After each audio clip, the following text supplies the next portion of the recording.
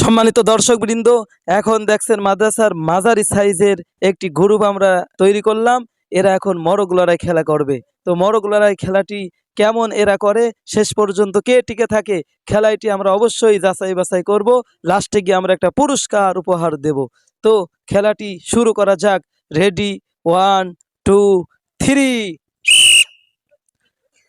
শুরু হয়ে যাবে। হাসলে কিন্তু খেলায় অনেক সময় দুর্বলতা অনুভব হয়, এই জন্য জোরে জোরে মারতে থাকো, মারতে থাকো, একেবারে মারতে থাকো। অলরেডি নাইম পড়ে গেছে, এদিকে পড়ে গেছে শ্যাম, শ্যাম মোল্লা পড়ে গেছে ধুরুম করে। শ্যাম মোল্লা তুমি ওখানে দাঁড়িয়ে থাকো ক্যামেরার সামনে। আমরা ওদিকে শেহাবু পড়ে গেছে, লাস্টে এখন শুধু টিকে আছে রাশেদ এবং আলিফ। রাশেদও পড়ে গেল, আর এখন আছে মাত্র আলিফ আর আবু হুরায়রা। দেখা যাক দুইজনের মধ্যে কে আজকের বিজয়ী পুরস্কার নিতে পারে। দর্শকবৃন্দ, শেষ পর্যন্ত আবু হুরায়রা পড়ে গেল, আলিফ বিজয় পুরস্কার পেয়ে গেল। আলিফ পুরস্কার নিয়ে যাও। মাশাআল্লাহ, আলিফ পুরস্কার পেয়ে গেল। আমরা তার হাতে এখন বিস্কুট পুরস্কার তুলে দিচ্ছি। এই নাও, আলহামদুলিল্লাহ।